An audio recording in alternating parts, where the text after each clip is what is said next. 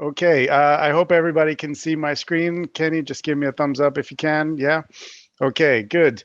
Well, hello everybody, and it's an amazing turnout. What can I say?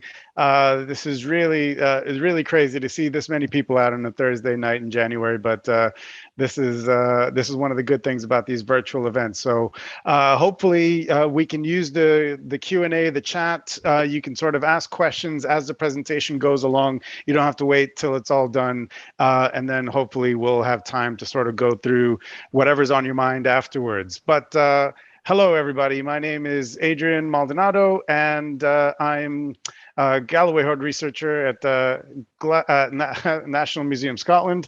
And I am very pleased to sort of have the opportunity to present on this. So the idea for sort of going through the Viking Age evidence for Argyll just came from when Kenny approached me to sort of say, would you like to give a lecture? And I thought, oh, well, there's not really that much Viking stuff around Kilmartin. There's just a couple of things here and there. I don't think that's enough to fill a whole hour's presentation. And then once you get going, it just sort of grows and grows, and there's just more stuff kind of hidden in less obvious places, and stuff that people don't really know about, and stuff that I kind of didn't really cotton onto until I started putting this together. So I'm really happy to sort of show you now. So a bit of background then. Not everybody's gonna know about the Viking Age or when it all is. So I'll give you a little bit of background. But just to begin with, this is for early medieval Argyll. This is kind of the stories, the three big stories that you always hear about. Sorry, and it's usually one of these three things. If you're talking about early medieval Argyll, it's either the Scots of Dalriada, this kingdom that is shared across the water from Northern Ireland as it is today to the west of Scotland. It is the Age of Saints, Celtic, if you like, monks and hermits wandering around the landscape, converting people left and right, like all these beautiful old paintings of Columba, always doing the blessing or the curse or somebody, doing that kind of move. That's the idea.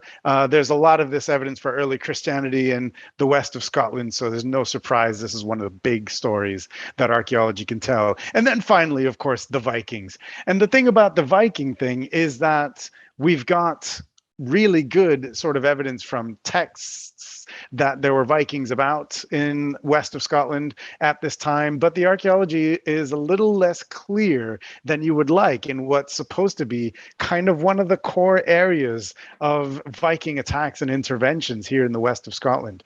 The other thing about this story is that the story of the Vikings, as we kind of understand it popularly, kind of takes us to the 9th century, maybe into the 10th century. And then after that, kind of that's where the story ends. And then we don't hear anything more about Argyll really until you get to the Lords of the Isles and Somerled and the age of the clan chiefs and their ancestors, that would all come later on in the Middle Ages. So this this 3-act structure of early medieval Argyll kind of leaves out a good chunk, maybe 200-300 years of history and archaeology.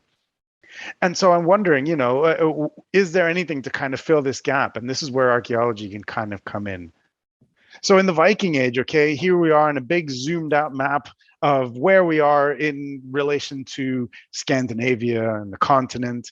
The Viking Age famously is when the new seafaring technology from Scandinavia allows ships to travel further, more efficiently across longer stretches of water, faster, and carrying more stuff, in boats with sails that are more stable, with a shallow draft so they can pull up on any old sandy beach, even go upriver to a certain extent. And that new technology allows them to kind of conquer the seaways, and at their greatest extent, the sort of Norse-speaking kingdoms controlled the seaways all across the both sides of the North Sea, part of the coastline of the of Northern Europe, and much of the coastline in Scotland, and some of it in Ireland, and they even take over a good chunk of what becomes the Danelaw in what is now Northern England. Okay, so you put it all together, and it's a pretty amazing kind of map. These are all the areas that were basically we are conditioned to think that are sort of Viking seaways, where you couldn't you couldn't set sail without bumping into a Viking anywhere in this sort of red zone, and Argyll, if you think about it, is right kind of in the middle of this. They're in the sort of center of this vortex. Their seaways here at Argyll are facing out towards the Hebrides, which seem to be Viking headquarters to a certain extent. And then from there, you can take the seaways north to the Northern Isles and then on to Scandinavia. In time, you can also sail out west to the North Atlantic and the colonies, Iceland and Greenland, and then south into the Viking Age trade routes of the Irish Sea Zone. So Argyll would seem to be really well positioned here. And yet, again, that sort of three-act structure has led to this kind of being a dark part of the Dark Ages. So I went back and I sort of reconnected with some older works on this. And, Alex Wolff, in terms of historians, Claire Downham and Alex Wolff, you can never really go wrong with names like these. And Alex Wolff's got this great article that it's available online on academia.edu, The Age of Sea Kings. And I love the way that it starts out, just kind of captures everything. The second half of the Dark Ages are even darker than the first. And by that, he means the 10th to the 13th centuries. Okay. After, and he draws this contrast between the golden age of the monasteries, 7th, 8th, into the early 9th century. Iona is keeping the chronicles. And so we hear all about the daily workings of Iona and its network of monasteries. It's, according to Alex, one of the best documented parts of Britain. And then by the middle of the 9th century, the region is plunged into obscurity for 300 years, only gradually emerging from the gloom in the time of Somerled. Okay, and even then, it's not, as it turns out, even then it's pretty muddled, what we can get from the text that we have. And so is this the perfect opportunity then for archaeology to step in? Well, this is me coming off the back of a 3-year research project I was incredibly lucky and honored to get at National Museums Scotland. I was hired in 2018 to be the 4th phase of the Glenmorangie research project. And in this particular project, the 3-year project, my job was to look at all of the collections in this supposed darkest part of the Dark Ages. After the beginning of the Viking Age, the end of the Pictish area, the end of Dalriada, the Viking Age which follows, and then the birth of the kingdom that was called Alba, and what would eventually come to be known as the medieval kingdom of Scotland. And I like to visualize it like this: a Christian arch at the beginning and a Christian arch at the end. Some things change, but so much has actually stayed the same as well. It's just the sort of politics are incredibly in upheaval at this time.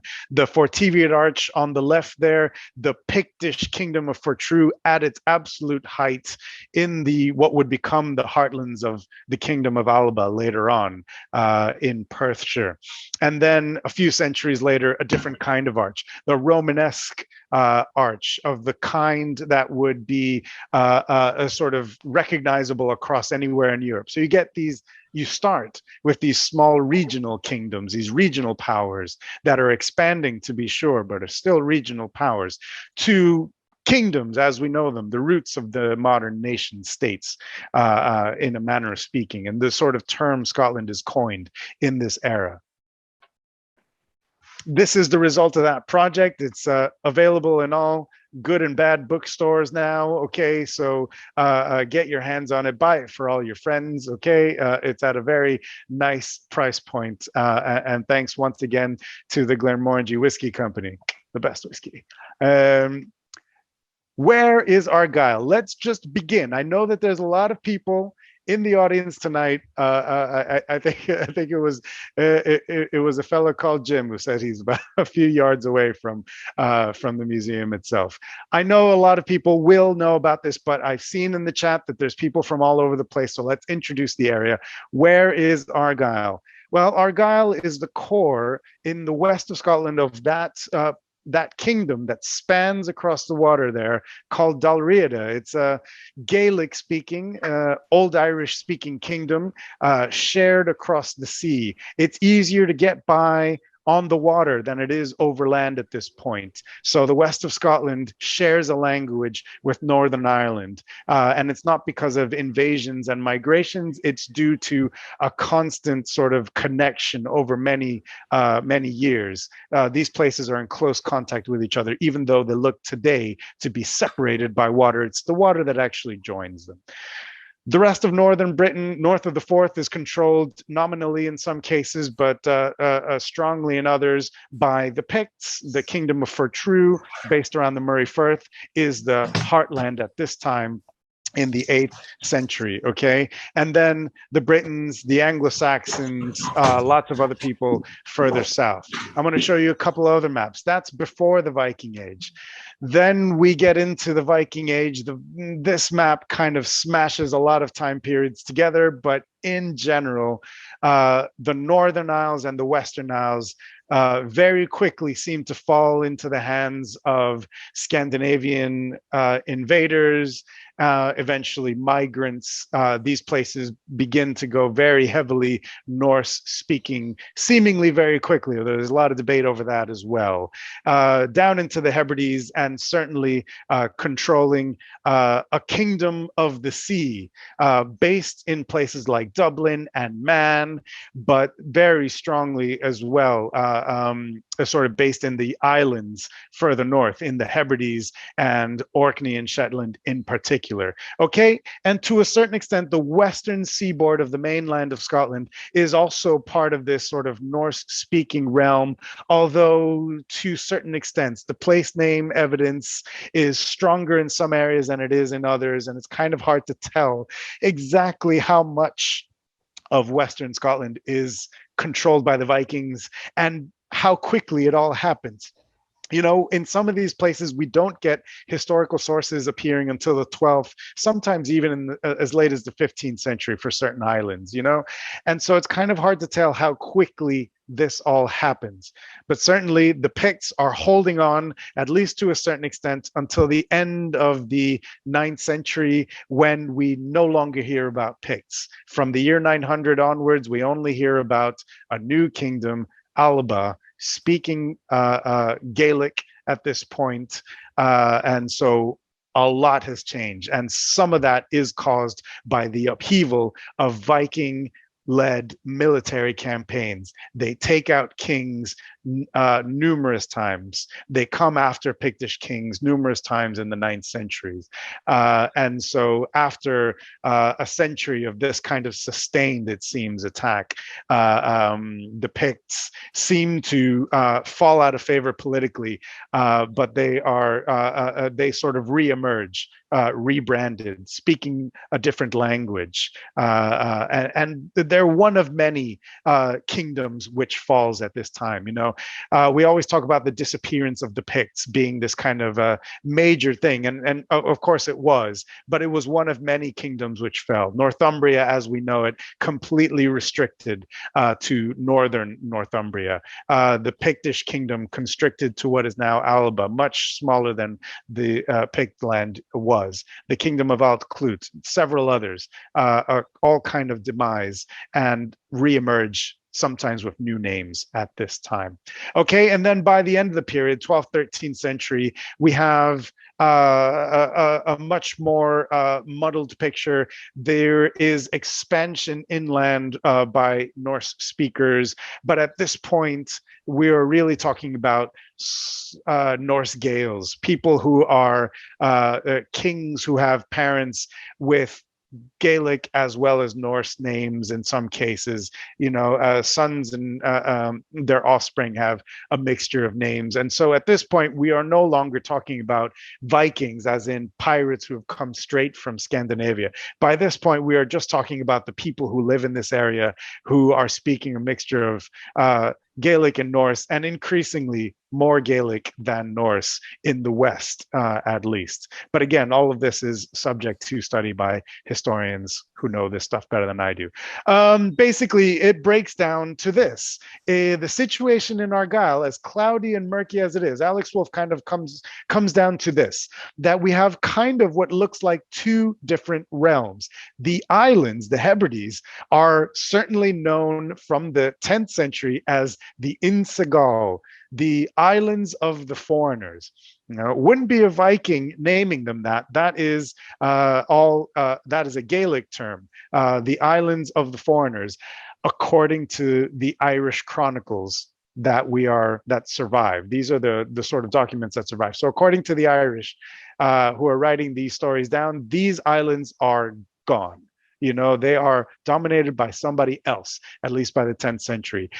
And then there is another realm, which is the core of what becomes Argyll. And that term means the coastline of the Gael.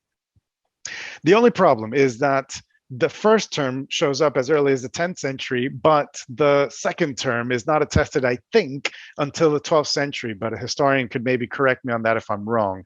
The situation, it seems to be that Argyll is an entity, the mainland part of the west of Scotland, that core, which is now Cowal, Lorne, and Mid-Argyll, possibly parts of Kintyre. That part of the world becomes known as Argyll, but only later on. And so this period in between, really still murky. The other thing to know about Argyll is that even though it sort of faces the sea, it also, because of the indented nature of the western coast and the glens which lead across the mountains into eastern parts of Scotland, Argyll kind of acts as the mouth of a funnel, which has paths leading from the west out into the east. The Great Glen basically is a conduit. It's a motorway since at least the time of St. Columba, in a documented sense, connecting the west coast and the Hebrides directly to the Murray Firth and the heartland of sort of Pictish power at that time. Okay, and then the glens of the Central Highlands through the Trossachs, through the sort of Central Highlands of Perthshire. They also connect east and west, so much so that there is evidence of the cult of St. Columba, the cult of St. Maluag, these Western saints, whose cults spread across into the east. And there are certain artifacts, which we'll hear about, that spread along these lines. So Argyll, despite facing the sea, primarily facing out towards the Hebrides and towards Ireland, is also at the same time the main conduit between connecting east and west as well. So Argyll really is a hub of transport overland and oversea. It's all of these things at once. Okay, and Gaelic, what would become the Gaelic language, Gaelic, spreads out from the west, as far as we can tell, in the time period that we're talking about today. Okay, just to skip over one more thing. There is a difference between the Viking occupation of the north of Scotland and the west of Scotland. The Northern Isles and parts of the northern mainland seem to go almost completely Norse speaking. At least by the 12th century, when we begin to get documented evidence, this place has gone completely Norse. In the West, however, it is again a mixture of Gaelic and Norse. And so there is a sense that there is a lot more movement. It's not full-scale population replacement. And I would argue even in the Northern Isles, it's really difficult to argue for what some people have called genocide, complete population replacement. It's really kind of irresponsible, I think, to sort of talk about genocide in the past if we don't have clear evidence for it, and we really don't. There's lots of reasons why language changes, but I'm stepping off my soapbox there just to say that parts of mainland Argyll, as you can see on this map, also have Norse place names. So there's not going to be a clear divide between Norse Viking islands and Gaelic speaking mainland. Okay, it's always going to be a little bit more confusing, mixed up, interesting, if you ask me. So what are we talking about then in terms of archaeology? What's a Viking look like in Scotland at this time? Okay, so as I mentioned at the beginning of the time period that we're talking about, the Picts are on top of the world. They are sort of places like Fort Teviot are royal gathering places where we expect people from Ireland, from the Anglo-Saxon worlds, the Pictish worlds are all coming together. And we know that there's probably some Vikings around as well. There's bits and pieces from around the area of Fort Teviot that have been found by field walking, by metal detecting, and there's bits and pieces of things like these segmented beads, which more than likely are coming from the northern sea routes. Doesn't mean that there was physically a Viking there present, but already in places, royal places like Fort Teviot, the Viking sea routes are sort of presencing themselves, even in the sort of heartlands of the Picts, the Scots, and everybody else, as we'll see many times in this presentation. Not every monastery is immediately destroyed. I've written a piece with some very good friends of mine from Glasgow Uni for the December issue of Current Archaeology magazine, where we talk about the evidence that Iona was raided several times but never destroyed. Okay, and it's much the same with almost every major monastery of the early medieval period. Places like Hotham don't have their sculpture smashed up to bits in the same way that some monasteries do. And in fact, there's evidence for the kinds of hack silver and other small finds that shows that sort of Viking or Viking affiliated armies like the Great Army are passing through these monasteries, and they're not always there to raid. Sometimes these places are being appropriated as encampments. You know, it doesn't have to be a peaceful thing, but it doesn't always have to be death and burning and destruction either. There's ways of working with the Vikings, and after a few generations, certainly by the time of the Great Army at the end of the 9th century, you know that people are in some cases happy to sort of pay these people off. We have that well documented in the Anglo-Saxon parts, and it may be that that was part of the strategy here and elsewhere. Okay, so there's many ways of dealing with Viking raids and military engagements. Okay, the other thing to know about the Vikings in Scotland is that I was really surprised by this. Looking at the Viking burials, it's not overwhelming, but a significant amount of the Viking grave goods are not in fact always from Scandinavia. Some things almost certainly are. This sword from the Isle of Egg from Kildonan near a monastery is really fascinating. One of the most elaborate sword hilts of its kind. It's gold and silver ornament here. This is the kind of sword that Frankish emperors, Carolingian emperors, are using. But the Vikings also adopt that same style and begin to make their own. This might be one of these sort of Norse copies of a Frankish sword. But what it tells us is that they're dressing not just like Vikings, they're dressing like the big leaders of the time, which were the Carolingian emperors and the Frankish kings. Okay, so they're imitating the sort of trappings of power everywhere they go. And Scotland and Ireland are no exception. So, and again, this little belt buckle from a different grave there on the Isle of Egg, again in a Frankish style. So again, they're dressing to a certain extent like Franks, like Carolingians, and they're taking insular made things that are made in Scotland, Ireland, and England. They're taking them apart, not always ripping them apart, mind, taking them apart in some cases and refurbishing them. So these two things are found at the shoulders of a woman in a boat grave on the Isle of Oronsay. They've come from something like this. It's a house-shaped reliquary, probably made in the 8th century. And these are the kinds of things that every monastery would have to carry the relics of their patron saint. A little bit of the bones of the patron saint would be carried around in these things, and they would be displayed to the public. Okay, they would be displayed at the promulgation of laws, at the founding of a church. And so these things are clearly in circulation, carried by bishops at the time of the first Viking raids, and they clearly have noticed them. And they don't just rip them apart and chop them up, they repurpose them. The Copenhagen Shrine, now in Denmark, but found in Norway, again in a woman's grave, is almost complete, except it's missing its carrying straps. Well, that's exactly what those things are on the left there. It's a nice little coincidence. This casket on the right has had its carrying straps taken away and presumably repurposed for something else. And here we see an example from Scotland where this shrine may have come from.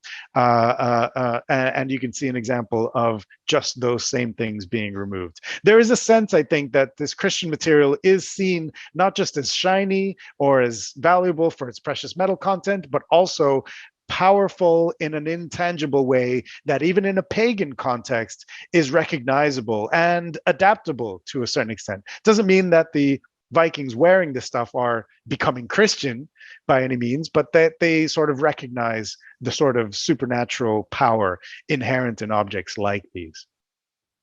They're not just dressing like Franks either. They're beginning to dress like insular people. So there's a certain dress item which is kind of obscure. It's not incredibly prevalent in Ireland, but they're these ringed pins, and there's dozens of them that predate the Viking Age. They're mostly from crannogs, power centers, royal halls, that kind of thing. That's where you find them from the 6th, 7th into the 8th century. But in the Viking Age, this dress item, for some reason, becomes the sort of calling card.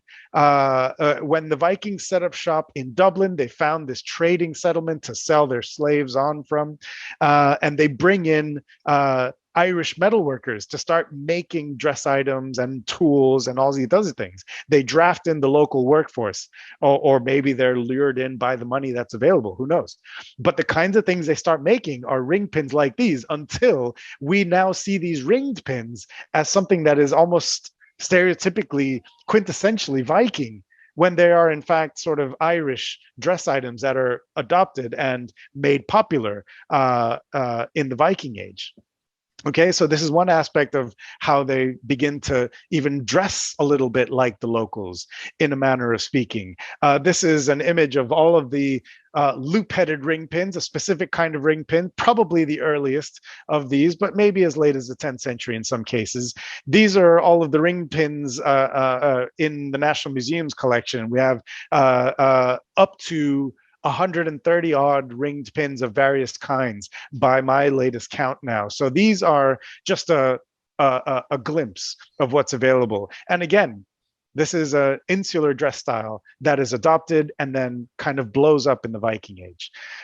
Here's an example of how these grave goods are working. Okay, so outside of Argyll, this is from the Isle of Lewis, a very wealthy, well-furnished woman's burial. You can see the archaeological drawings showing where the items were. All of the little grave goods are numbered here as they were found on the body.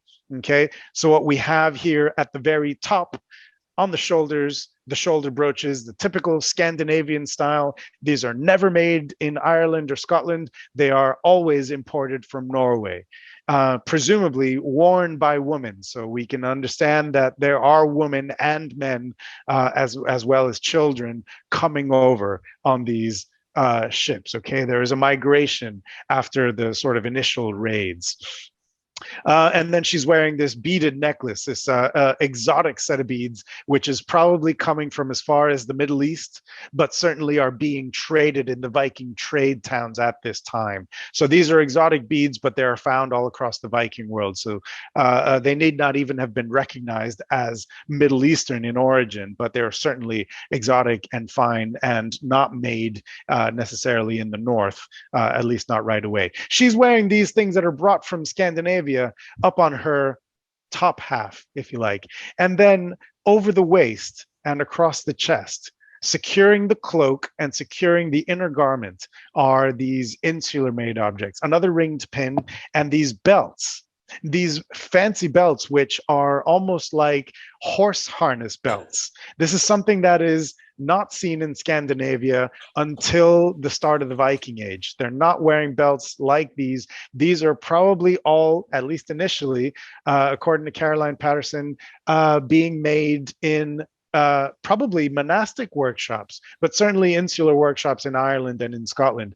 Another form of dress fastener, a dress item that is insular and becomes popular in the Viking Age. So this woman is being dressed in kind of that Scandinavian manner of dress. The burial with all your clothes on is something that is certainly not practiced here until the Viking Age. So the ritual is Scandinavian, but the costume is something that is being invented in Scotland and Ireland at this time. This is a look, an outfit, a badge of identity that is in the process of formation, and you can see it happening on these graves in real time. Instead of thinking these are sort of things that have come over from Scandinavia and have been imposed here, the grave goods tell a different story, one of contact, communication, and signaling that to a mixed audience. And the best example of that is from the Northern Isles. A woman discovered in 1963, excavated in 1963. She's wearing these really high quality Irish or Pictish metalwork mounts. The one in the center with a lion on it has been cut off of what looks like a book cover or a very fancy shrine, but it's been chopped up, okay, made into a brooch.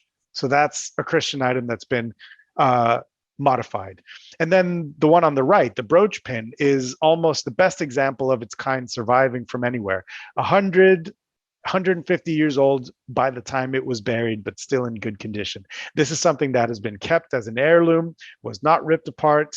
And the women from this cemetery have been tested for their stable isotopes. It's the sort of the nutrients that get absorbed into your teeth are a signature of the drinking water from where you have grown up. And by testing the teeth of men and women from this Viking cemetery, the men seem to be coming from Norway or parts north, and the women seem to be from Ireland, Scotland, Northern England. They're insular. And it's possible that the person wearing this has one foot in both worlds.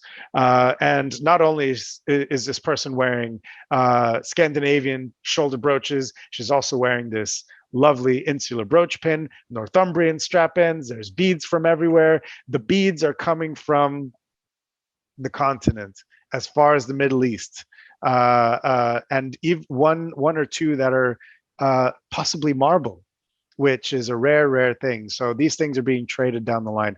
These people are signaling their travels to a certain extent, the contacts that they have. And they are not shy about picking up fashions and ideas from everywhere that they go. In fact, that's part of how they show how fortune favors them, that they can contact the edges of the known world. They can rule the waves, and they show this by dressing their dead in these exotic grave goods. The foreign was a way of getting ahead, signaling foreignness, or at least contact to foreignness was not a bad thing. It was something that helped you sort of get ahead in life. Okay? And that's not something that we usually think about with the Vikings, basically. So let me just give you a little bit of example closer to home now. Let's come zooming in. But before we get to Argyll, let's take a little case study from Argyll in Bute, the wider council area, and a lovely monastery that was excavated in Inchmarnock off of the Isle of Bute has this very famous, looks like a child's doodle, a child's drawing on a piece of slate. And we know that there's a school here and they're teaching children how to read and write on slates just like these. It's an incredible survival. But one of the slates has a drawing of what looks for all the world like a Viking striding towards a Viking longship with either a sail or a tent, both of which are a sort of characteristic of Viking ships at this time. And he's leading somebody who looks very different, who isn't wearing that sort of chainmail that they seem to be wearing, has a big bushy beard, and is carrying something around his wrists. Could be shackles, although they're chained to the bearded man, not to the Viking dude. It looks like this is one of these house-shaped reliquaries. It looks like a child's doodle of either a Viking raid that they witnessed or something that they've heard about, and is sort of playing on their fears, or something that fascinates this kid. Who knows? But certainly the Viking taking up the whole space at the center of this slate is the main thing that was being drawn, and everything else is kind of set decoration, if you like. So this kid is either scared to death or fascinated by tales of Vikings there at Inchmarnock. Okay, 100 years or so later at Inchmarnock, a runic cross is placed over a grave. This is a person with a Norse name writing in Norse runes, but on a Christian cross. So about a century or so later, the people who are raiding these monasteries are now being buried in these monasteries, but still keeping that Norse language. The Norse runic script rather than the Latin script is being used on these crosses, okay? So you might think these monasteries raided and then taken over until the lords, the Norse lords convert, and then they begin to bury as Christians. But basically, the Gaelic world is gone and it's all Norse, even if it's Christian Norse now. But even then, the archaeology isn't as clear as that. And the classic example in the National Museum, one of the most iconic objects in our collection, the Hunterston Brooch. Okay, like the Westness brooch that I showed you before, the finest example of its kind, made in the 8th century, but deposited 200 years later, potentially. And we know that it was passed on to a certain point, at a certain point, passed on to somebody with a control of the Norse language, because there are runes on the back. They have signed it. Malbritha a Stilk. It means, more or less, Malbritha, which is a Gaelic name, owns this brooch. So here's a person writing in Norse runes, speaking the Norse language, or at least literate, able to write in the Norse language, but with an Irish name. That kind of tells you everything about the seaways in this central part of the west of Scotland at this time. This is the world of the Gall Gael. This is a term that emerges at this time to capture this mixed up world. The Gaul, on the one hand, the foreigners, and the Gaels, the Gaelic speakers. The Gall Gael eventually give their name to the county, the Kingdom of Galloway. But at this time, we're probably present on the Isle of Bute, in Ayrshire, the Firth of Clyde zone, basically, and maybe to a certain extent in the Hebrides. That's more what you're getting in the Western Isles, rather than this sort of complete domination and complete replacement of everything that comes before. There's a lot more give and take. And showing control and mastery of both worlds is, again, a way of getting ahead. And even 100 or so years after that, the monastery there at Inchmarnock continues, and it's one of the earliest forms of Romanesque church that is built anywhere in Scotland. This is a church with a nave and a chancel, even though it's a small chapel by this point. And these dots are earlier carved stones, which are now being kind of chucked into the walls. You know, this is one of the earliest sort of European style chapels, stone architecture built anywhere in Scotland. And it's coming from one of the Norse speaking realms, you know, so Bute and the west of Scotland are in the Norse world at this time. And it's from here that the Romanesque movement is kind of taking hold. So the Norse-speaking parts of the Northern Isles and the Western Isles are sort of in touch with the Christian mainstream in some ways, in some very important ways, this sort of stone architecture in earlier ways than probably in the eastern parts of Scotland, you know? So we tend to see the Norse as something alien and foreign and anti-Christian, certainly to begin with. But if you sort of take the longer view, it's a lot more complicated than that. Finally, then, let's get to the artifacts from Argyll itself, Argyll proper now. And we're talking about the Western Mainland, the county of Argyll, rather than the Hebrides, okay? The power centers that were big in the pre-Viking period start to blink out. The hill forts are being abandoned everywhere for various reasons, not because of the Vikings. This is happening all across Scotland and the north. There's a settlement shift going on. And Denad seems to be occupied only sporadically for ceremonial meetings, assemblies, promulgation of laws, councils, these kinds of things. But it is not permanently occupied after about the 8th, maybe early 9th century. There's no certain Viking material or Viking Age material at Denad from the excavations that have been done there so far. But what I find really interesting is that here and not far from here, at Akura on Loch Awe, there's these very early forms of ringed pin. So when the Vikings come to Scotland, come to Ireland, these are the kinds of places where people are wearing this pin. They are encountering people in Scotland, in the west of Scotland, just as in Ireland, wearing these ringed pins. And it is this that sort of inspires them to sort of take on this dress item. So it's places like Dunad and Dalriada that are inspiring what becomes kind of the famous dress item of the Viking Age in Scotland and Ireland, that ringed pin. This is an early type, again, pre-Viking in this case, but it just shows you that that's the sort of fashion at the time the Vikings arrive, and it's in places of power here. Another one, Pictish style brooch, a Pennangular Brooch. These are also being made in Ireland, so there's no guarantee that this is a Pictish brooch necessarily. But it's found in a power center in a crannog not far from Denad at Loch Glashan. And Loch Glashan, this crannog, has a very interesting late phase of occupation extending into at least the 9th century.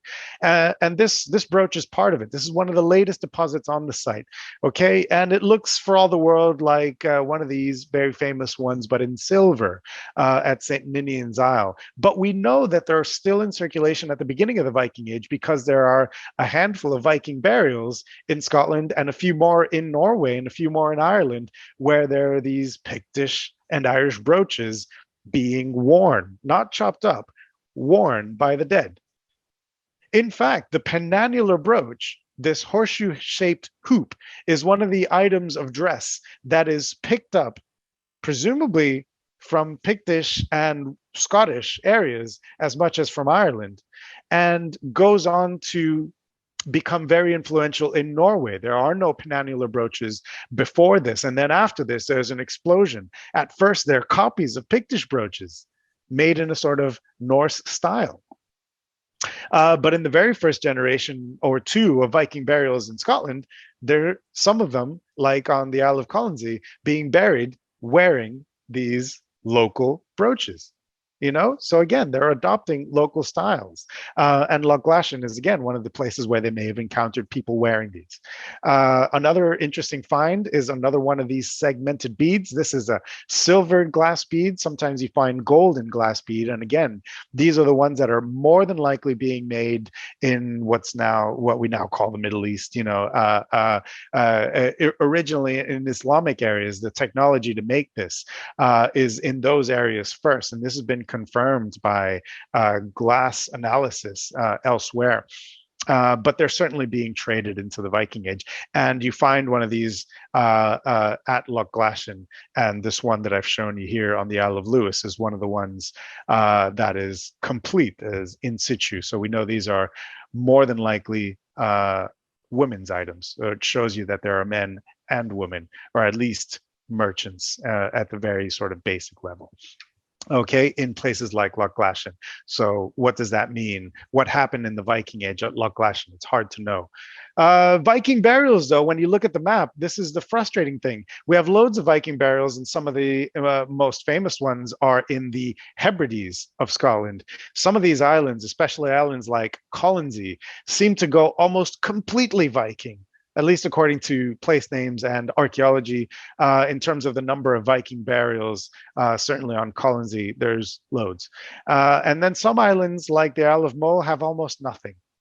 So it's almost as if some of the islands were given away, or negotiations were entered into. And Alex Wolff has a lot written on this about treaties elsewhere that we know happened, where certain parts of territory were given to the Vikings in exchange for keeping the peace, in exchange for protection. And this might be what's happening in the Hebrides, where the Hebrides, or some of the islands, or at least some parts of the islands, are given over in negotiations or treaties, or taken maybe and sort of negotiated after.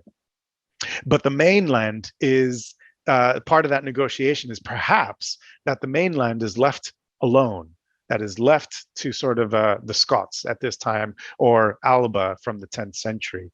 But it's really hard to see in terms of archaeology, except for these Viking burials. The only well excavated example of a Viking burial on the mainland is now in Ardnamurchan. It's this little dot here. But that one, you can see by its location, it's at this point, it's very coastal. It's basically an island. And if you've been to Ardnamurchan, it's, it's hard to get to, but easy to get to, you would imagine, by sailing. Okay. And it's directly across from this great little cluster of burials at Kildonan on Egg. They're almost facing each other on the water. So it is technically on the mainland, but again, this is facing the sea at this point. And that's the only one really on the mainland. A recent discovery is this dot right here on the shores of Loch Lomond at Mid Ross, just outside of our sort of core study area today. But there's actually a Viking cemetery with furnished graves dating to the 9th century at the earliest. And that's a recent discovery of the 2000s. It's still waiting to be published. So that's a major find. There's probably more stuff like this to be found, but so far, Argyll, big blank on the map there in terms of Viking burials. Or is it? Okay, some of my favorite items in the collection are these loose and unloved sort of stray items. They're in one of our cases in the National Museum as mounts from the west of Scotland. They were purchased through a dealer. That's all we know about them. In fact, the dealer, I looked at the register, the original register, the dealer sold them saying that these were from Iona. But the register, in a very rare modification, the register of the National Museum of Antiquities, as it was then, a curator crossed out that word Iona and says, the west of Scotland. It looks like the dealer was trying to up the price. But they've certainly come from somewhere in the west. And what are they, these things? Well, this one is very ornate gilt bronze mount.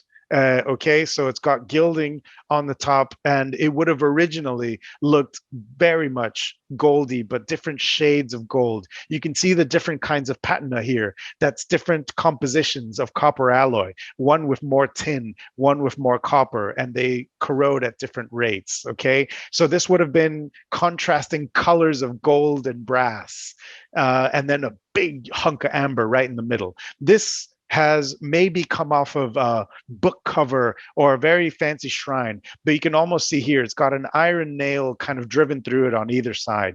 You can see the rivet holes here and here, been driven through, and iron wouldn't have been the way this would have been attached originally. So those are secondary. That means this has been taken off of its reliquary and reused as something else. And with these iron nails, it kind of shows you that it's almost certain to be reused as a dress item or a mount of some sort, and that points us almost invariably to a Viking Age repurposing of these things. We have several loose disc shaped mounts, one very similar, even almost identical dimensions as in the British Museum. Instead of a stud of amber, it's got a stud of blue glass of a kind we know is being made in the monasteries of Iona and Port Mahomet. Interesting little rock crystal insets there. Just an amazing thing, but sadly no provenance. It's just a loose find again in the British Museum. These things are very portable and they're easy for dealers to sort of trade down the line before the portable antiquity scheme and everything else. Okay, so there's other comparisons to this. There's several other of these. There's one from a Viking burial on the Isle of Lewis, and this one has been reused to a certain extent. It's kind of hard to tell whether this is original or not, but it's got these rivets on either side and some sort of corrosion on the underside, which shows that it was maybe used as a belt mount rather than a brooch. It was found in a woman's grave. Okay, so this disc-shaped mount, this is something that the Vikings seem to have taken a fancy to. Whatever these things are, book mounts, insets for stone crosses, the one on St. John's, Iona, there's a little circle inset on St. John's, which is massive, way bigger than the metal ones that we have. But there are smaller ones in northern England and elsewhere where you could see one of these metalwork mounts being sort of used for that. More than likely, though, they're being used for book shrines and fancy things like these, carefully dismantled and repurposed as brooches. You can see the sort of iron nail sort of really rammed through, but other than damage from the plow, this was kept intact. So this is one of these insular things that seems to have spoken to a sort of Norse sensibility. And found invariably in women's graves as well. So these mounts that we have, these loose mounts from the west of Scotland, may belong to either a lost Viking burial disturbed in land clearance or improvements, or something that's fallen off of something else. Okay. This is a harness mount, again, bought at the same time as the first one that I showed you, IL 362 and 3. This one is recognizably from a horse harness. So could have feasibly fallen off of a horse harness. These things are mobile, they're rattling around, horse bridles, but this one clearly has been reused too. No iron rivets or nails driven through this one, but look at the connections on the back. These are the lugs that would have held it onto the straps that would have been used for. These two have been filed down. This is something you see on a lot of these reused mounts. These have been filed down. This one folded over to be made into like the catch for what looks like a pin. This one has been modified to catch a pin here, and these two completely taken off. So this harness mount isn't reused as a harness, it's been used as a brooch, a pin of some kind. And this is a pattern that you see over and over and over again. Sometimes you see entire horse bridles buried in a grave, sometimes still on the horse, as with, again, this woman's grave in Norway from Gausel, or repurposed, reused, and you can see the rivets driven through this one from another woman's grave, again in Norway. Again, a very similar spiral pattern. If I just flip back very quickly, Triskelly kind of 3 spiral design at the middle there, and again from this one now in Norway. So some of these are sort of swimming through in the Western Isles. There's also the possibility that we have lost a lot of Viking graves or haven't recognized them, and this is something that I really owe a good friend of mine, Russell O'Regan, who has just finished his PhD and is about to publish some of his findings here about Dalriada on Ireland and in Scotland, and especially with regard to the Viking Age, the end of Dalriada.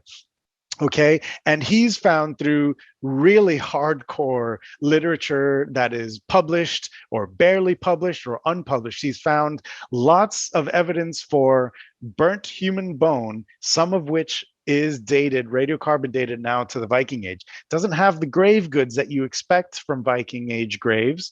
Viking Age cremations are quite rare, but there are some, and almost invariably, this is interesting, they're being placed in and around prehistoric monuments.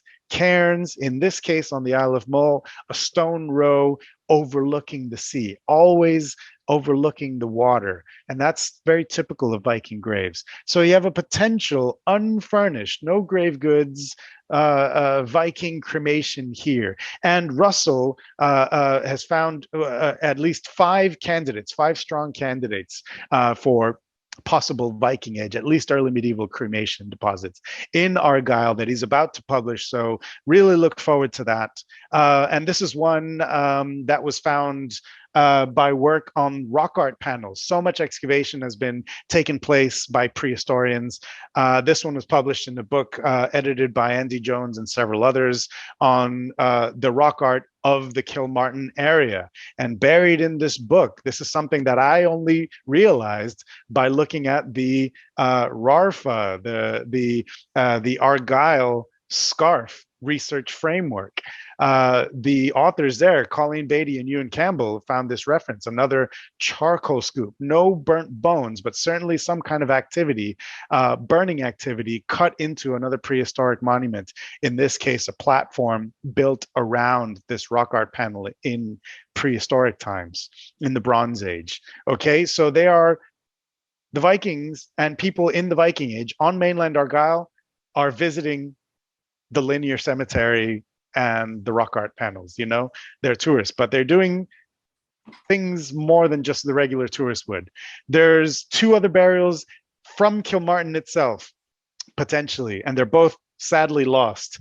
James Graham Campbell reports a hoard of silver coins, one of Ethelred. It seems to be Ethelred II, which would make it a sort of late 10th century coin hoard. We have several of these from the Hebrides, but none from the mainland. This would be a first. And it seems to have been placed into a kist in one of the cairns around Kilmartin. Maybe this one?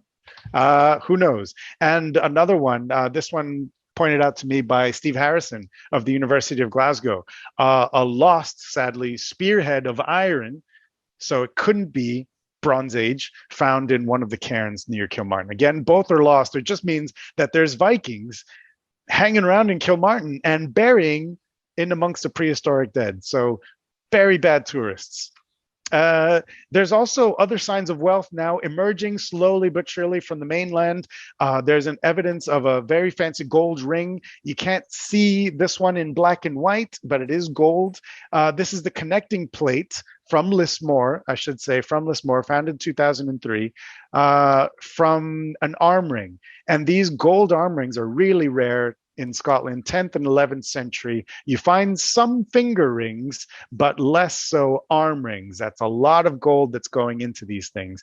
And when you do find them, they're usually sort of complete. This one on the left has been chopped up, but you can see the connecting plate on this one from the British Museum here, a very similar cruciform pattern of punched dots, very similar to what you're getting there. So a clipped off version of one of these used as money, basically used as payment. So there is money coming through. There's the silver coins from Kilmartin. There's a gold ingot made from an arm ring from Lismore. And if you map out the gold and silver, you see that there's only those two from the mainland. All of the gold and silver is entering the Firth of Clyde. The Hunterston Brooch is part of this flush of silver and gold that's coming into the territory of the Gall Gael. It's coming into the Hebrides, but it's not necessarily coming in, at least in a way that we can see, from mainland Argyll. It shows you that there are two economies, and whatever's going on in Argyll, there might be Vikings walking around, there might be people setting up shop, but they are not.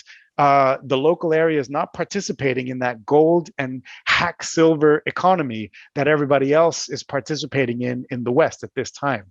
It means that they're not probably trading in the slaves and fur that is bringing in all of this silver to the Viking world. But that means that they're also sort of not sort of connected in the same way. So they're kind of opting out. And I'm really fascinated by places where silver doesn't get to in the Viking Age. The people that see all this wealth coming through and then sort of opting out. I think that's really interesting. And mainland Argyll so far seems to be one of these places. A few more stray finds is all I have time for, but there's more than you think. Again, there is a bronze Thistle Brooch. We associate the ball form of brooch with the big silver ones that are found in the scale hoard in Orkney. But these are really rare to find in Scotland, these ones in silver. These massive ostentatious brooches, which are really just a way of showing how much silver you have. But many of them are chopped up and hacked up. So sometimes they're for show and sometimes they're for money. So this is wearing your wallet on yourself, these big silver ones. In contrast, these are actual dress items that are worn by humans, these smaller types of ball brooches. These are very, very rare in Scotland, in fact, anywhere, these bronze ones rather than silver ones. And this was almost certainly made in Norway. One of them has come to Kinlochleven, been deposited there in the 10th century. And where we find them in graves, they are invariably from male gendered graves, from men who are wearing these lovely Thistley brooches. Okay, so this is another kind of insular fashion which is developed, made into a sort of Norse, a sort of Viking Age fashion, which is then exported back into Scotland and Ireland. There's this really twisted pattern of continued contact, continued migration, continued movement. Once you can sail from Norway to Scotland, you can sail from Scotland to Norway.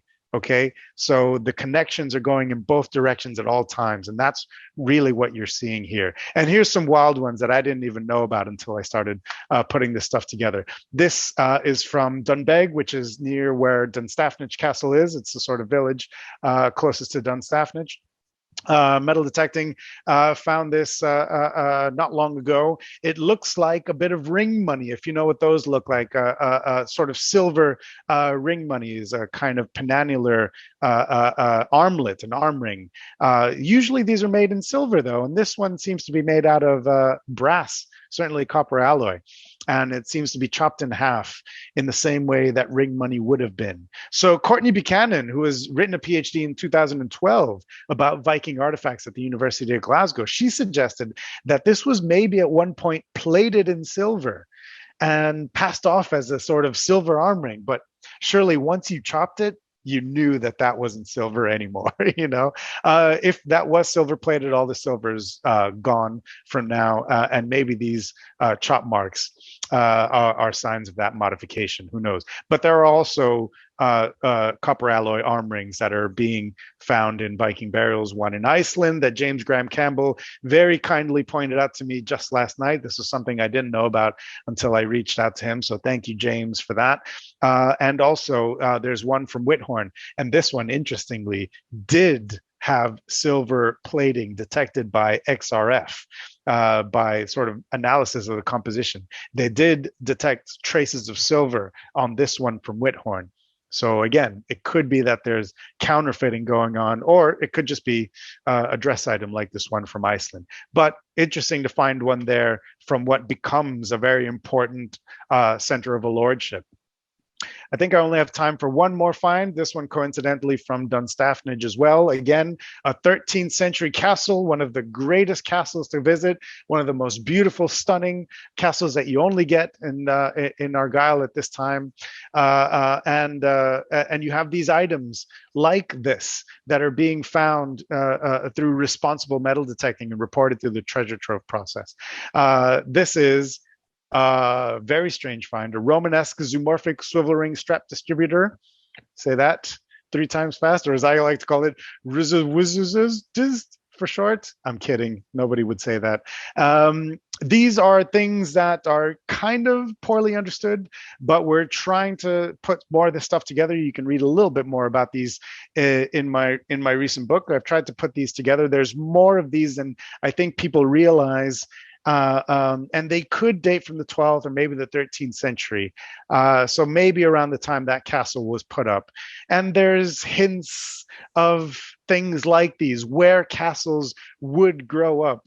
There's hints that there are hill forts and vitrified forts underneath some of these 13th century stone castles. It's never really proven very well. So Dunstafnage could just potentially be just pre-castle settlement there. And another really intriguing one, a set of playing pieces from none other than Elendon Castle. But these could date as late as the 13th century or so. So they don't need to be Viking. They're just on the cusp of when we have the first sort of evidence of a castle being built there. And so there's more to be found. And I'm out of time, but I didn't get to the thing that I advertised this talk with. So I'm just going to skip over to the very end. The thing that we have the most of, it's not Viking evidence, it's not Viking runes or anything like that. It's actually Christian material culture.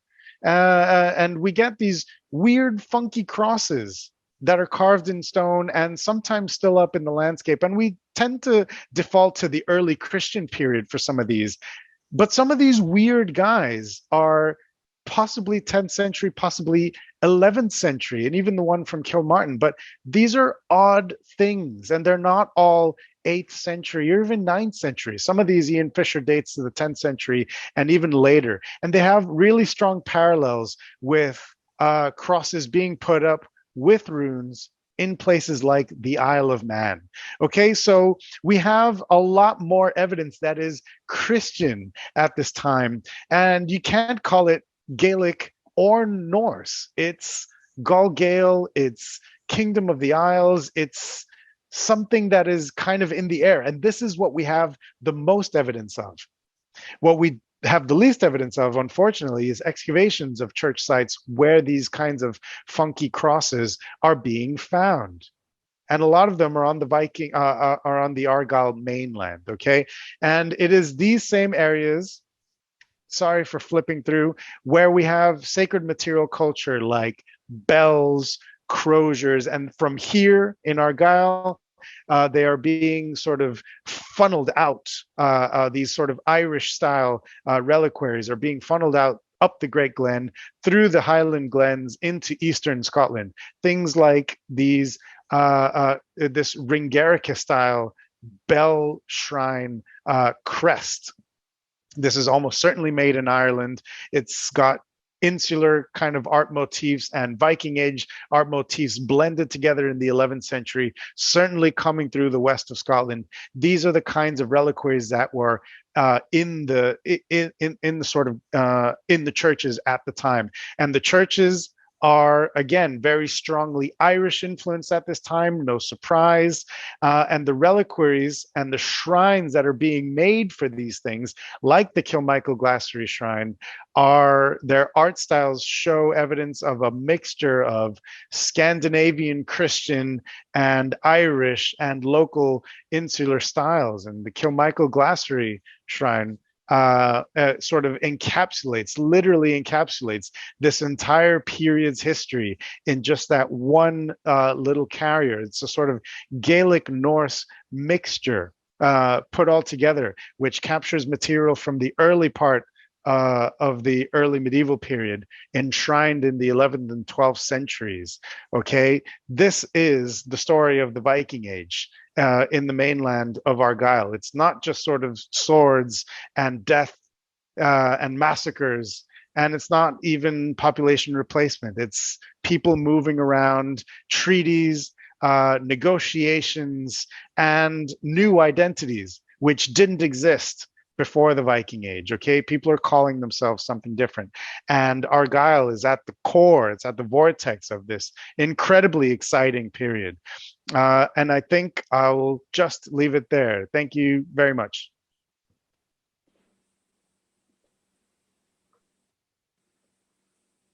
Sorry, Adrian, I just muted you there by mistake. If people want to ask questions, then you'll need to unmute yourself. Thank you very much. That was absolutely fascinating. What a journey. I think we can all give him a little round of applause. So feel free to turn your unmute yourself if you'd like to hear. There we go. It's like being at the real thing. Yes. So I know some people have put some questions into the chat function, which I will get round to. So if anyone has any questions, feel free to use the chat function. Alternatively, you can use the reaction button to raise your hand if you do have a question, and I can ask you to actually ask Adrian. But I'll ask the questions which were asked previously in the chat function there, Adrian. The first one came from Guillaume Everard, and he presents a situation for you here, a hypothetical situation, I suppose. When you mentioned a more recent period is less well documented than an older one, I think this is Alex Wolff who sort of mentioned the darker than the Dark Ages. In other words, the upper layer is less documented than the lower layer. Is there any archival evidence or informed feeling that Viking evidence might have been destroyed by archaeologists and diggers more interested in finding Pictish material, say in the Victorian period, perhaps? Right. I mean, it's almost. I mean, it's certainly the case that antiquarian interventions misplaced a lot of material. Okay, and so these two antiquarian finds from Kilmartin itself, a hoard of silver coins and possible spear, a weapon burial, whatever those things were, wherever they were, there's certainly no trace of them, not even a sketch left behind. Okay, so the antiquarian diggers of these things could be unscrupulous at times, but they are the basis of what the National Museum's collections, the Society of Antiquaries of Scotland's collections would come. It's the same as metal detecting now. The responsible metal detecting is changing, is radically transforming what we know about this period by reporting stuff diligently to the treasure trove office. Okay, but for everyone that reports, there's one that doesn't, you know, and so it's some things change and some things stay the same. But yes, certainly a lot was lost by just not recording or selling it to friends. We know this happened, people trying to make a quick buck, and things that are silver and gold sometimes are mentioned and sort of shown to friends and then melted down, you know, reused, because silver is good for that kind of thing. Metalwork, especially bronze, gold, and silver, can be sold for scrap or reused, you know. So we have lots of sketches and original reports of coin hoards where some of the coins have gone walkabout, you know, that don't survive anymore. And we know every once in a while it's because the finder kept one, you know, and it just happens. It happens everywhere. It probably happens more now than who knows. But yeah, some things never change. Some things have gone missing then. Yannicke has a question. I think it was kind of answered, but you might want to answer this yourself, because there's quite a lot of discussion, actually, a really lively discussion in the chat here, which is really great. Yannicke asks, how can you tell that the brooch, which I think is the West Ness brooch, was already 150 years old when it was buried? Oh, it's just from the kinds of brooches that it resembles, you know, the styles that are like it. So it's very much like the Hunterston Brooch, but in miniature. That's kind of how it's been described. And we know brooches like these with that gold filigree and the amber insets and the red glass. Those are very distinctive of the 8th century in Ireland and in the west of Scotland. The other thing is that some of the insets have fallen off by the time it was buried, you know, so this is something that was really carefully curated, but it's old enough that some of the insets have dropped off, and it wasn't from the excavation. It was, you know, probably these things are original. So things like that tell us that these things have been knocking around for a while, but basically just by the sort of artistic parallels from other sites with better sort of dating evidence. So that one is pretty clearly an heirloom, certainly about a century old. And the Hunterston Brooch, again, even older by the time it was buried, maybe 200 years old. So these things are not lost easily. They're deposited carefully, and so we can imagine the Hunterston Brooch was probably part of a hoard or a burial even when it was found. I think James Sinclair's trying to show us something. Yeah, I'm going to ask you a wee question. I dug this up with my metal detector 2 years ago. I sent it off to Treasure in Scotland. It's got a green stone just there, which unfortunately you can't see. And he said this has already been reported to Treasure Trove. Yep, they said that they thought it might have been a shawl brooch, but they weren't 100% certain. I would always defer to the treasure trove unit. Absolutely, their opinion goes on these things. So, Right. if they say it's a shawl brooch, I think that's a pretty good bet that that's what that What is. what age do you think this might be? Because they didn't give me much more information than that. I can't give you much more information. Just looking at it there on your on your camera, Yeah. I'm afraid Okay. I can't really make it out. But you can get in touch with me afterwards. But again, I'm Yeah. sure what TT told you Let's see. is Yeah. probably what it is. Okay. Yeah. I just wondered. Yeah.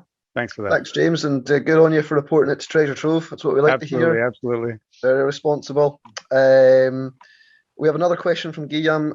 Again, I think this was from Guillaume, sorry.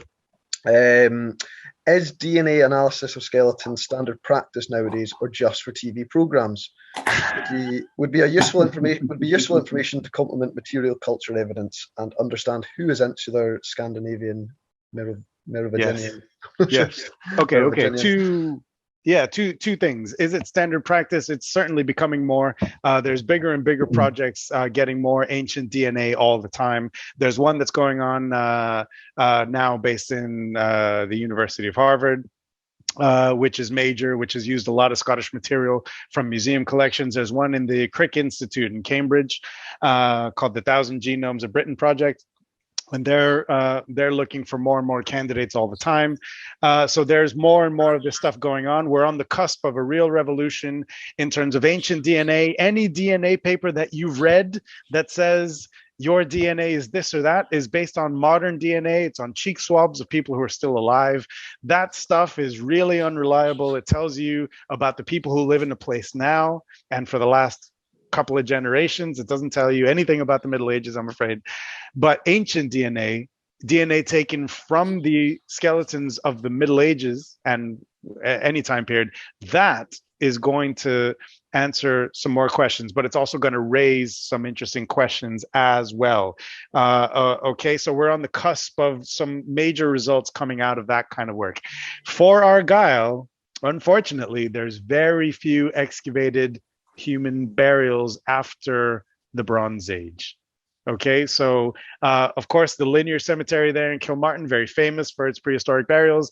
These cairns and things are all over the place in the Neolithic and the Bronze Age. And then after that, really kind of rare. And there's been surprisingly little excavation because the churches where we expect people will have been buried at this time are almost invariably either still in use, or they're protected monuments in some way, or they have later graves over them. And so it's rare to find a good excavation within a churchyard, which is where most of the medieval people will be buried. So I know that there's lots of Viking burials that are being DNA'd at the moment, but all that's still to come. So stay tuned. Great, thanks for that. We've got a couple more questions here as well. One's from Irene Day, and I think this refers to the mounts that you showed, the kind of loose mounts.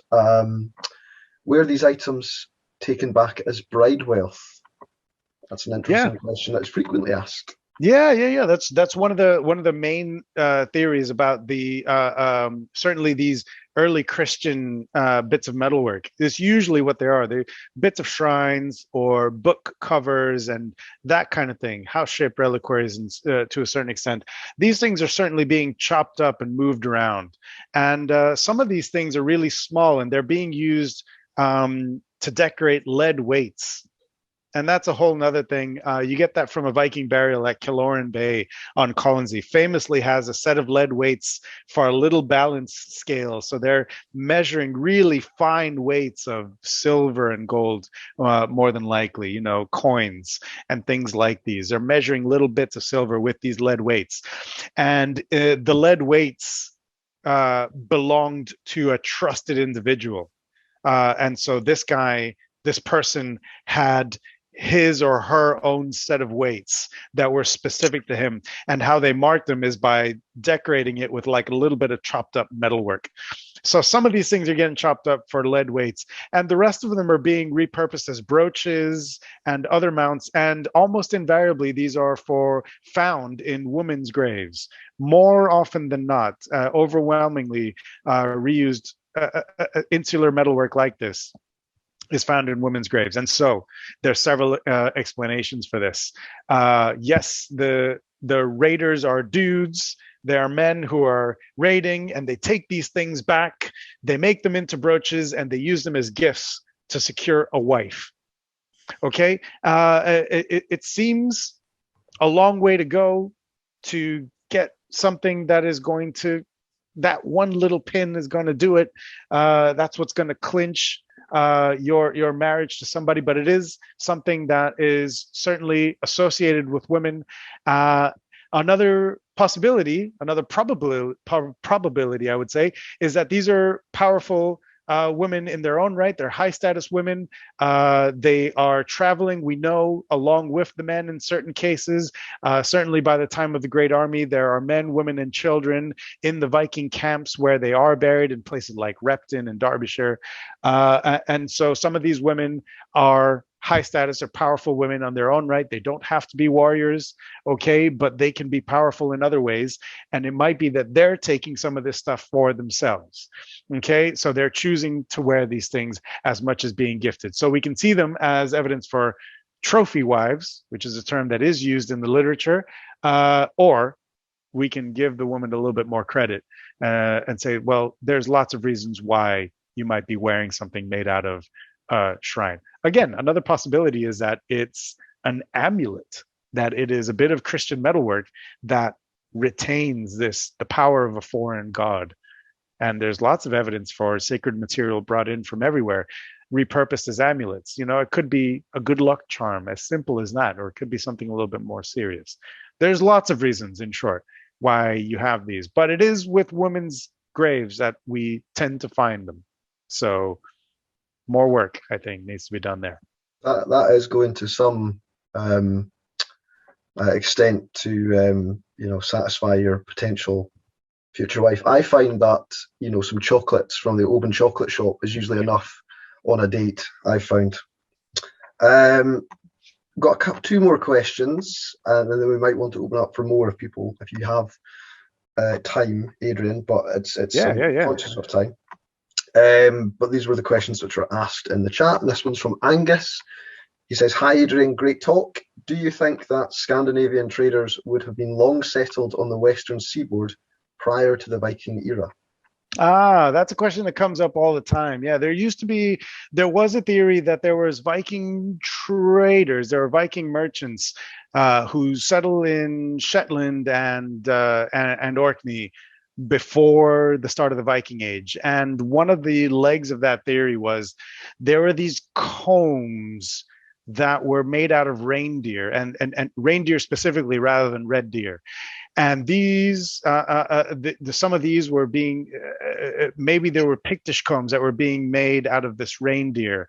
And so that was potential evidence for pre-Viking combs made out of Scandinavian material.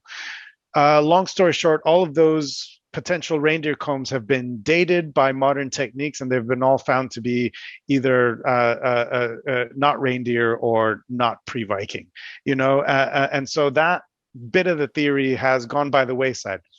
That said, there's also a lot of great historical work that says that the raid on Lindisfarne was not some bolt out of the blue in 793.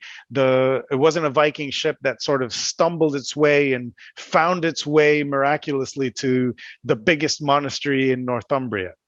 That there are sort of Scandinavian merchants plying the seas. Certainly the English Channel, it seems, because the first mention of Scandinavians in Britain in the historical sources is in 789. It was a few years before the raid on Lindisfarne, and it's in the English Channel. So it's in the southwest of England now, and so they're potentially Scandinavian merchants, but in the English Channel and in the North Sea trade towns, the Carolingian zone, and the North Sea trade facing England and the continent. There's really not yet any evidence that there is the same kind of merchants plying the seaways in the northern world. At least not any that's been convincing. So Yes, but not in the north. And maybe it's just yet to be found. But so far, nothing really convincing before the first raid on Iona, which is 795. Excellent. And another question from Yannicke as well, which is, I was wondering if there is any evidence of the Vikings and the original inhabitants not getting along.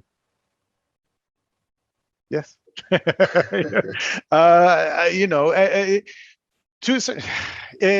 yes. The first raid on Iona was 795, and there was another raid in 802, and then in 806 and in 825. And each of those references mentions either burnings or massacres of dozens of people. These were not sort of pleasant gatherings over dinner. There is violence. There are raids. Okay, monasteries are not giving up their treasures willingly. Okay, to a certain extent, we can understand all of that, but we can also, and I have to push back on all of that. It's not pacifying the Viking Age to say that there are also other ways of getting your hands on treasure. And you know that when there's so much talk about raids and violence and these big blockbuster raids on places like Lindisfarne and Iona are positioned in part to get that word out. The raid in 825 on Iona is being commented on in the Carolingian world. There's a poem written in the Carolingian court in 825 just bemoaning how terrible this raid was on Iona, you know, miles and miles away, a world away. And so these notices of horrible Viking raids are being promulgated. You know, the Inchmarnock slate. It could be that there was a Viking raid on Inchmarnock, but despite in the excavation, there was no evidence of burning or, you know, people with blade wounds to the skull. There wasn't any evidence of that. And so maybe a raid happened there, but maybe it wasn't to kill people. It was to take them away. And the thing that we don't really talk about enough is that the biggest consumer product in the Viking Age was human traffic. It was human capital. It was slaves. The foundation of Dublin, but also even other later towns like Bristol and Chester, these Viking Age towns, whether they're on this side of the Irish Sea or that side of the Irish Sea, they're getting wealthy on the trafficking of humans. And that's a lot. It's probably the most lucrative thing that you could sell is a person rather than the bits of gold and silver that are coming off of these reliquaries. You know, it's in terms of the amount of silver that's coming out of one of these house-shaped reliquaries, minimal. You know, that's not what they're there for. They're not special because they're made out of silver. They're special because they contain the relics of those saints. And so the most lucrative thing is people. And so when you have a Viking raid, I think you're looking at probably more trying to take people as hostage or prisoner or as enslaved rather than just killing people, you know? And so because of that, there are ways of paying off raiders. And again, in the time of the Great Army, we have documented evidence that the kings of Mercia, especially the most powerful kingdom at the time, at first, when the Viking Great Army comes knocking at the door, the king of Mercia is just paying them off in tons and tons of money. And Alfred's early days, the silver coinage under the early days of King Alfred is a joke because they've stretched out the silver to such an extent that it's just copper at this point, you know, at a certain point, because they're using so much silver to pay off these raiders. This is in the 860s. So there's more ways of sort of getting out of a raid than experiencing that violence. It doesn't always have to be burned down your church. And in fact, in Scotland, only Port Mahomet has convincing evidence of a raid. And even then, people don't always agree that it's a Viking raid. You know, there's still debate over that. So, you know, there's many ways in which it can go. They're not always going to be peaceful, but we can introduce diplomacy, bribes, payoffs, treaties, parceling off of land. All of that is very well documented in other parts of the world why not in Scotland as well? Excellent, thanks. I also, just while I've got people's attention, I put a few links into the chat where you can see our previous talks on our YouTube channel, so please do subscribe to that or just go and visit us. You can also donate to Kilmartin Museum. That would be really lovely if people were able to, send over a few pound or two. That would be lovely. And there's future talks as well. I'll link to that too if people want to register. So I'm just mentioning that just now. But we do have a couple more questions to rattle through if you've got a bit of time and people are quite happy to. Yeah, absolutely. I'm happy away. to answer as long as people are willing to kind of hang on. But I'm also on Twitter at A Maldon. That's the first few letters of my last name, A Maldon, on Twitter, and I'm easy to find on the National Museum Scotland website. Okay, so I'm happy to answer questions after the fact as well. And a very good Twitter, thanks for that. Very good Twitter feed it is, especially your other kind of almost archaeology page, which I rather enjoy too. We've got Yannick actually raised her hand during that your explanation of her question. I don't know if she still wants to follow that up. Not really anymore. I was just more wondering about the people of west of Scotland and the Vikings getting along or not, because there was not very much mentioned about that. Just that they are taking over each other's fashions, and but nothing about fights or. But that has been answered now. So thank you very much. Yeah, it's just this is my emphasis on all these things is always to we kind of tend to see the Vikings as this kind of cartoon character. And sometimes that can be a bit silly. And sometimes it can be a little bit worse than silly, So we can make them into like this cartoonish horned helmets and Vikings and axes and blood. And, these, if you do image searches for Vikings on Google, I mean, it's just some of the most hilarious drawings you'll ever see. They're great. They're wonderful. And we can sort of make fun of that. But also, there is an undercurrent of all of that where there are Vikings that are inevitable, that they are supreme, that they're better fighters, they take over, they kill the surrounding population and they replace it with their own. And this is the basis for lots of really dark corners of the internet now, and they use that kind of vision of the past as justification for all sorts of terrible things. And so it's easy to slip from the Vikings killed everybody to the Vikings were meant to kill everybody, and that there are sort of supreme races. Okay, it's very easy to sort of slip into that, and it's very easy to overlook all of the evidence for things that are not in that sort of vein of only violence. Okay, again, it is not pacifying the Viking Age in any means to sort of emphasize the other options, which are very well documented in the primary sources, and as you've seen, I hope, in the archaeological evidence itself. So if I'm emphasizing one side of the story because I feel the other side has been overdone. Thanks, Adrian. Yeah, there are some weird parts of Reddit and other places which that kind of culture is celebrated, but we won't talk about that tonight. We could talk about that all day. A question from Derek Darkins. During your talk, you suggested that the lack of Viking burial deposit in mainland Argyll maybe shows that the people there weren't engaging with the Vikings. Were they militarily strong enough to hold them off? Was it the risk of an Alban army showing up on the mainland? Great question.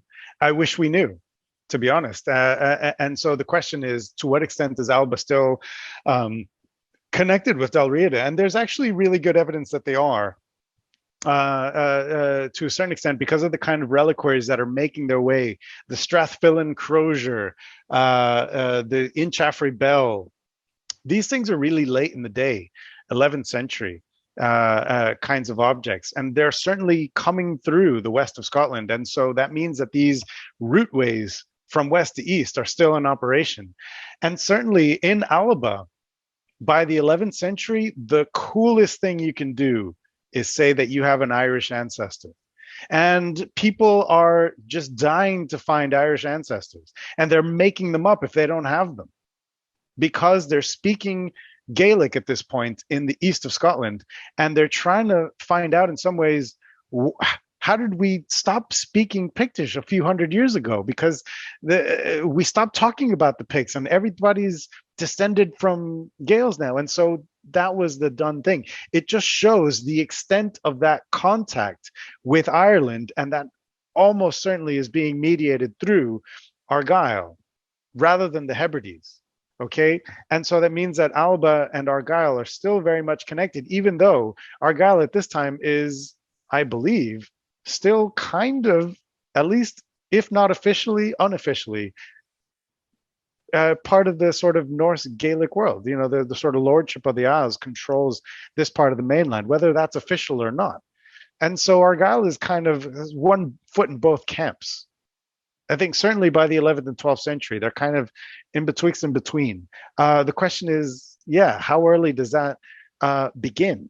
I think the last mention of Dalriada is somewhere in the 10th century, that term Dalriada.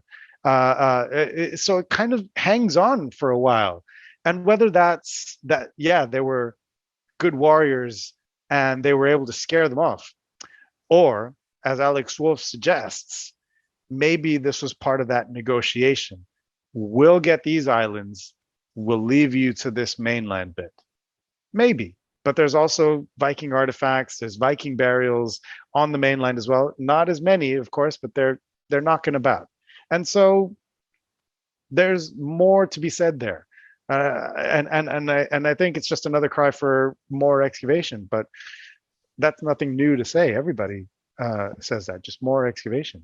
I think will kind of help sort these things out. Always up for more excavation. Fiona Graham also just adds to that Viking leaders also fell out with each other, did deals with one another to form different alliances, wheeling and dealing. And if anyone's ever read a saga, then it does read as a kind of episode of EastEnders. So it is quite a complicated, vicious affair a lot of the time. What a great point. Yeah, we talk about the Vikings, but nothing could be further from the truth. They're fighting each other as much as they're fighting everybody else, you know. Yeah, what a great point.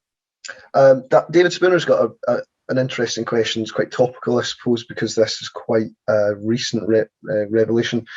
Does the discovery of pre-Viking Age sheep being brought to the Faroes by Celts, possibly, potentially expand the narratives of pre-Viking trading? Yeah, one of the, I forget who said this. I believe it was Alfred Smith, but I might be wrong. And David Dumville and other historians basically have sort of taken on this evidence. There is a lot of evidence that that there were monks on maybe as far as Iceland, although that's still up for debate. Before the Vikings got there. And so one of the things that the Vikings adopt once they do come to Scotland and Ireland, one of the things that they take from these monasteries is their knowledge of the seas and their knowledge of lands just over the horizon. You know, so the Faroes is in between. The Faroes are in between Scandinavian and Scotland. So, you know, it could be one of these things that was happened upon coming from that direction. But at least one archaeologist, David Griffith, has argued recently. David Griffiths is a very well-known Viking scholar based in Oxford, has argued that maybe the Viking Age in the north, in the Northern Isles, wasn't colonized from Scandinavia, but actually the direction of travel was first to Lindisfarne, to the English Channel, up the Irish Sea, and then from there, the Hebrides, and then to the Northern Isles. And that is very controversial, but at least one person is making the case that the direction of travel was the other way first. All that is a long way of saying that, yes, the monks were very good seafarers before the Vikings were here, even without sailing vessels. So respect. But it certainly is not the case that there were very big settlements, and they didn't last very long once the Vikings did show up. Thanks, Dave. Yeah, I've been on the ferries to Lismore and Kerra and Mull and whatnot, and struggle to imagine how on earth they got from Scotland or Ireland to the Faroes in whatever dinghy that they were in. It's an incredible thought. We've got time for maybe 3 more questions, and I think that's enough for the night. Richard Kai says, is there West Coast DNA being found in Scandinavia? Okay, there's been, as I said, I think we're on the cusp of just a tsunami of publications about ancient DNA, because it's all kind of happening now. There's been a couple of dribs and drabs. In terms of the Vikings, there's one major Viking DNA, ancient DNA study that's been published so far in the year 2020 in, I forget what journal, if it was Nature or not. Margarian is the lead author's name, 2020, Viking DNA. And what they've done is they've taken loads of samples, hundreds of samples from Scandinavia, from Scotland, few from Ireland. And they've taken all this stuff together and they're trying to see who are the Vikings, and mixed results is what they found. There's very few samples from Scotland and from Ireland, but the ones that they did test here, I think almost all of them are not Scandinavian DNA. That means people buried as Vikings in Scotland and in Ireland, the very few that were tested in this project. The people who were buried as Vikings here were not themselves of Scandinavian heritage, at least according to their DNA. So that's preliminary only. And what they found was as well that there are people of non-Scandinavian descent, people of British-Irish descent, biologically, who were buried as Vikings in Scandinavia. So they found evidence of both. Scandinavians here, British people there, Irish people there, and vice versa. I think the more DNA that we test, honestly, the answer is going to be everybody's moving in all directions all the time. Great, thanks for that. 2 more questions. I suppose this next question kind of actually leads kind of nicely on from the last question. It's from Sherry Landals. She asks, where are the people trafficked from? Who are the Vikings trafficking? Yeah, I mean, great question. There's a lot of, it's really hard to sort of find an enslaved person archaeologically. We just kind of assume anybody who's buried but without grave goods has been enslaved, but that's kind of a simplistic thing. Sometimes a person is buried in a weird position, but that happens before the Viking Age as well, and so you can't really prove that either. And so it's kind of hard to see them in the archaeology.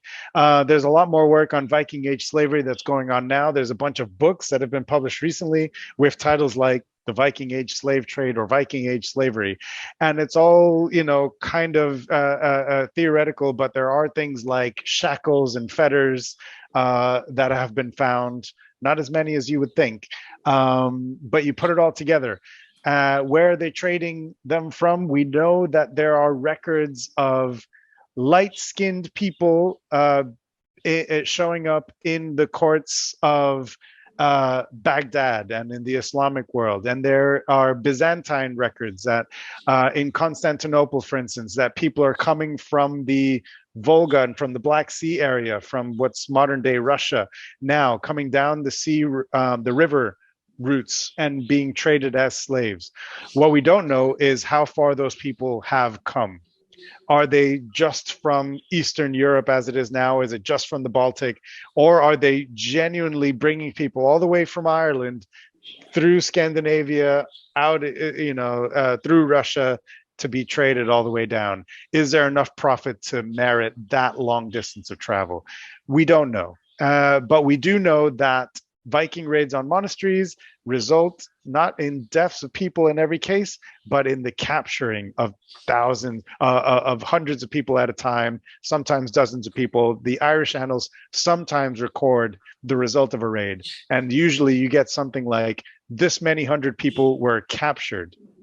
And we don't know if they're being captured as hostages or for being sold on for slavery, but we know that this is the result of many of these raids. It's not exclusively Irish people. You would imagine that any vanquished army whether it's Irish or Scottish or even another Viking army, the vanquished are going to be captured and taken as hostages and prisoners, just like anybody else. So it's basically whoever's on the losing end of a Viking raid or a Viking army battle has the potential to be sold on as a slave. Thanks. I think we've got time for one more, and it's nice because it's from Susie, and she says, nobody talks too much about the Loch Fyne side. So here we are. We're going to talk about the Loch Fyne side, if you know anything about that, Adrian. Okay. Just for Susie. Wasn't there a Viking raid on Otter Ferry, but no evidence? Try and answer that if you can. I don't know of one specifically at Otter Ferry, but I do know that there's lots of evidence. So in that bit that I skipped over at the end about the crosses, there's one really astounding cross slab from Kilfinnan that I just went to visit a couple of weeks ago. I spent a couple of days on that side of Loch Fyne on the Cowell coast there. And I went to Kilfinnan finally, and a bunch of these other churches with early carved stones. And it's got birds and snakes and all sorts of funny things going on. And that's one of these that Ian Fisher considered to be sort of 10th century, sort of Viking Age, with parallels on the Isle of Man. And crosses like these kind of pop up in mainland Argyll, and they pop up in that sort of Loch Fyne, Loch Etive, Loch Awe kind of area. And so I've no doubt that there's more Viking Age settlements around there, but the evidence for them is crosses of the 10th century instead of burials. So by the time we can see them archaeologically, by the time they become visible to us, they're already Christians and being buried in monasteries. I've no doubt that there were lots of Viking raids around there, but some of these places have stories that build up, and I don't always know what the source material is for them. And Otter Ferry, I don't know specifically of a raid there. It doesn't mean it didn't happen, by the way, but I don't know that story myself, so sorry about that. Super. And just to add to that, Sharon Webb, our curator, who's been listening tonight, says, we have an ironwood working axe in Kilmartin Museum collections, which is thought to be Norse from near Dunoon. So excellent. Yeah, God, that's one of these things. Okay, last thing. That's one of these places that needs a lot more research, because axes don't change their shape. An axe looks like an axe, They don't change their shape for like hundreds of years at a time. And there is a cabinet, there is like trays and trays in Edinburgh, in the National Museum, of the unloved, unprovenanced axes, some of which are certainly early medieval, some of which are certainly Viking, but sometimes we don't have very good information about who found them and when. But I think ironwork, we tend to focus on the shiny stuff and the art, but the undecorated tools, the ironwork, like axes, just needs a lot more love. So someone is looking for a PhD. Steve Harrison at the University of Glasgow, he's an axe specialist. So, call him up. Oh, I love Stephen. That's brilliant. Well, I think that's really wonderful. I think you deserve another round of applause, everyone, if you'd be also kind of. I can't believe this many people stuck around. No, that's really great. Look, everyone's clapping. I have also just. There we go. That's lovely. So thank you very much, Adrian. That was a really great talk. Insightful as ever. Really enjoyed it. Took me back to my university years. All those years ago. Well done. I suppose just to remind people how to best get in touch with you, or to. Yeah, easiest thing is if you're on Twitter, my Twitter handle's in the chat somewhere. But if not, just go on the National Museum of Scotland website. I'm in the Scottish History and Archaeology department. I'm easy to find. You might find a Glasgow University email for me lurking about, but I haven't been at the Glasgow University for a few years now. So if you write me there, I won't see it. So get in touch with me at the National Museum, please. But yeah, thanks to everybody. And I can see just from the chat, like there's stuff that I haven't come across. I didn't know about this Viking axe, Sharon. So there you go. There's even more stuff to be found. So yeah, get out there, go get in touch with your museums, with your TT officer, and just get out there. Great. Yeah, and do come to Carmarthen when we reopen in that case, Adrian, and hopefully you'll be able to see the axe in I'm real life. in. Can't wait.